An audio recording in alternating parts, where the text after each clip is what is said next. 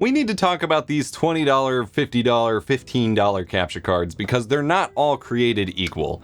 And a lot of people seem to think that the $20 capture card review I put up made it clear that Elgato and AVerMedia and so on are just ripping everyone off and stealing money because capture cards don't need to cost that much.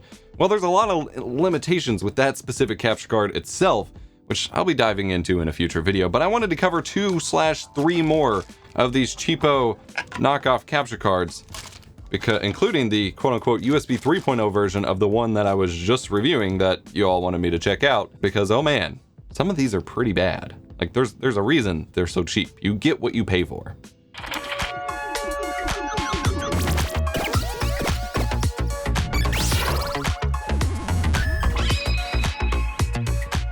I'm EposVox, your stream professor, and today we're taking a look at the USB 3.0, aka 2.0 but blue colored USB dongle version of the Cam Link that I reviewed about a month ago now. I'm affectionately referring to this as the Easy Crap because it resembles the Easy Cap devices and even comes with the same CD.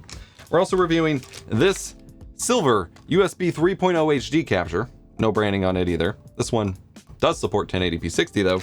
And then I'm going to give a special note to the very first Easy Crap that I tried reviewing on the channel in 2017 when someone first pointed me towards a $20 capture card on AliExpress, and talk about why I've never talked about these cheaper capture cards prior to now. Oh boy, where do I begin? So if you missed my last video, I highly recommend you go watch it. I reviewed this right here. This is a $20, $15, $8, depending on where you get it, USB capture dongle. I call it the Cam Link. It's supported up to 1080p 30 or 720p 60, and for the price, $20 or less, you really can't go wrong if you just want an option to capture your camera video and use it for Skype, Zoom, Discord, streaming, and so on. Like, this is the way to go if you just need something quick and fast and you can't get a Cam Link because they're too expensive right now or out of stock or whatever.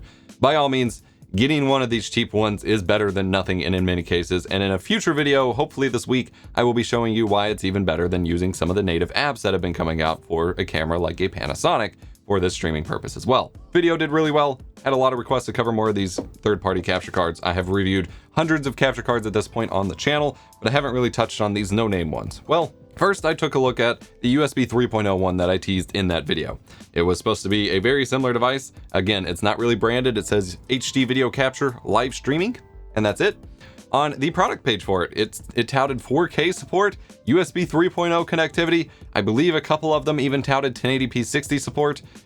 And then it came in a box with this little dongle looking thing and a CD for drivers. That is the exact same CD that came in the boxes for the Easy Cap capture cards that captured composite video back in the day, which was immediately a big yikes. However, thankfully, I didn't need to install this. I highly recommend you just throw this away or use it as decoration. You should probably not install whatever is on this CD. However, I do have bad news.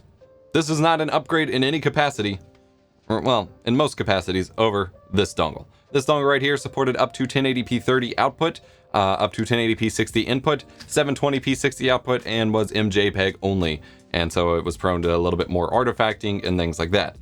The hope was, and based on some of the marketing for these, this quote-unquote USB 3.0 version would be able to support 1080p 60, some of them quoted 4K support, and possibly YUY2, like normal modern capture cards. Unfortunately, this little USB end that is supposed to be USB 3 is just the same USB 2 connectivity painted blue. So this capture card, the Easy Crap as I'm calling it, is only USB 2. It works on USB 2.0 ports just fine. It only supports MJPEG. YUY2 only works at 480p 30. It can only output 1080p 30 or 720p 60. It can, however, accept 4K 60 input from my game consoles and cameras. So that is a nice touch. It is doing the downscaling in the software. However, I found the resolution difference between the 1080p 30 and the 720p 60 version to be non-existent. Like I don't know that it's actually 1080p happening. I'm not sure. It doesn't look quite right. Like, it looks different than the 720p, but it doesn't look quite as sharp as you would expect the 1080p input to be. It is MJPEG only, which means that it's using literally JPEG per frame color compression. Not super great quality, nothing too amazing. And the whole video has this weird little green tint to it that you can see, especially in the Xbox dashboard where it's supposed to be solid gray. It has a green tint to it. Also, the color range. I just made a video talking about partial versus full color range. neither partial nor full look correct for this device. In fact, the default looks okay, but it doesn't match either partial or full. So it's using some sort of non-linear color range. I don't know. It's really weird. The dongle part is nice, so you don't have to use a USB extender. It just kind of free floats on your USB port instead of having this big chunkers that you plug directly in and block some of your other ports and things like that. It is also a UVC device, so it will work in Discord, Zoom, Windows 10 camera app. I had a black screen in Skype, which is the usual expectation for some of these cheaper cards, but it should theoretically work in Skype. So that's all nice. And in OBS, if you're streaming with it, you do have to add a custom audio device in order to get audio out of it. Overall, it's basically the same as this one. There's no real difference, except this one has 126 milliseconds of input latency compared to the 45 that I measured in this one. You can see the chart. I don't remember the exact number. That is a significant difference. This makes it very difficult to sync up for video calling and things like that. It also makes it, you can't play off the preview or anything like that. That being said, some of you who bought the super cheap Cam Link that I reviewed, some of you were having 200 milliseconds of latency, but all the ones that I have and could verify tests of were getting really low latency. But this one has redonkulously high latency over both USB 2 and 3. So, if anything, this is not an upgrade whatsoever. Just stick with Cam Link and move on. This easy crap is a piece of crap. It's also not the only easy crap that I reviewed. Back in 2017, someone pointed me towards a $20 capture card, and back then I was going to run with the $20 capture card, clickbaity title because I thought it would be worthwhile. It was on AliExpress, and what I got here was this little box. Now bag rather. This one comes with the exact same EasyCap driver CD that was on the other one, a USB 2.0 extension cable, and then this little USB dongle with a cap on it that connects to USB 2.0 and has an HDMI input. Now, from what I understand of online reviews and things like that I found of this capture card online, this literally captured HDMI as if it was a composite video signal and treated it as 480i. However, it needs the drivers off of this CD in order to work. There's no reason for that. All of these other ones are UVC. If you happen to see this one, I would say probably don't buy it because it's probably expecting you to install drivers in order for it to function. And there's no reason you should be installing these shady drivers from these third-party capture cards whatsoever. They should be plug and play or you don't trust them at all. So I can't even review this one because I'm not going to install the software for it. Sorry, I don't recommend it. That brings us to our third contender for this video. This seller actually reached out to me after the review of the Cam Link. They sold these as well, and they wanted me to review their upgraded box, and I was pretty stoked for it. This is a silver USB 3.0 HD capture little box here. Doesn't have any official branding on it or anything like that. There are a couple sellers selling it, but it touted some pretty good specs. It touted in the manual YUI2 support, 4K pass-through, all of that goodness. It has HDMI pass-through versus just the HDMI input on the other one, so you don't need a splitter to connect your game console. It has line in, mic in, and headphone audio output on the back, and it's USB 3.0. There's a lot good going for it.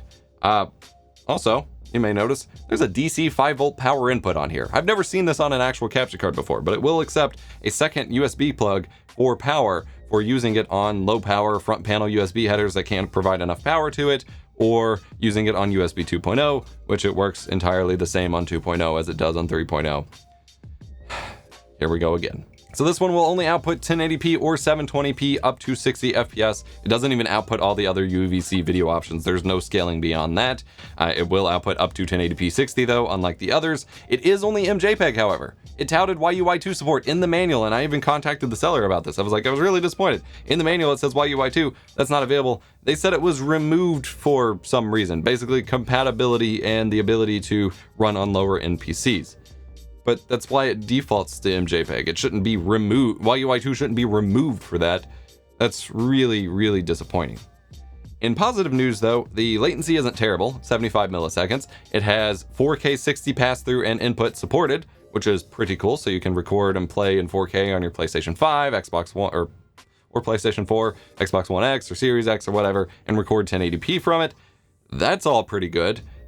However, the quality from it is bizarrely bad. There's artifacting everywhere. It doesn't handle gradients very well. There's just lots of little noise and glitches and things that hasn't been present in any other capture card I reviewed. This is what I'm talking about you get what you pay for, and these can be very hit or miss. Some of you got the Cam Link, and they ended up overheating and offing themselves very quickly. Plenty of you left them streaming for weeks on end and never had issues with it. The quality control on a lot of these are really bad, and you get into a situation like this where theoretically this should be fine. MJPEG isn't ideal, but the quality from it is really, really bad. I also ran into an ironic issue. It supports extra power for those who need it, but it can't seem to power my longer HDMI runs. And I hadn't even thought about this because I've never had a capture card struggle with this, but in order to route my game consoles to my monitor, which is like on the opposite side of my desk from my computer, I have a like 15-foot HDMI 2.0 cable. The signal kept cutting out on the pass-through on this, even with the extra power plugged in. Like, it just couldn't power that cable. I've never had another capture card do this. But also, the USB 3.0 seems to be pointless. There's probably higher latency on USB 2.0, but since it is just MJPEG, 1080p 60 MJPEG works over USB 2. But this works fine, just as it does on USB 3 on USB 2 in terms of capture. Now, this is UVC again, so you do get Skype, Discord, Zoom, Windows 10 camera support. All of those worked fine. But like I said, the quality on this was just terrible. So if you're looking for other cheaper alternatives, just something else to try because you can't find the Cam Links in stock or a capture card, or you only have $100 or less to spend on a capture card, since I was just talking about how they need to be more affordable. The Cam Link, the Easy Crap, and this are all options that you could consider. I would maybe not do the Cam Link because the latency is so terrible, but these two are still options. But you are definitely getting what you paid for, and the quality difference between something like one of these versus a proper formal, like high quality capture card is pretty astounding. And I just wanted to make a video reviewing a couple more of these like requested, but also talking about that fact because I was pretty disappointed here. That being said, I got sent 3 of these generic capture cards all at once. I got sent another one that was kind of a diamond in the rough that is actually pretty nice. We'll cover that in a future video. Hope you enjoyed this video. Hit the like button if you enjoyed. Subscribe for more tech education and stream guides. I'm your stream professor, EposVox. Go check out links in the video description for my reviews of these other capture cards, and get subscribed for a review about using cameras like GoPros and Panasonic cameras as a webcam as well. Go check us out on Floatplane for early access to videos, behind the scenes content. Check us out on Discord if you need help setting any of this up. EposVox.gg/Discord. I'll see you next time.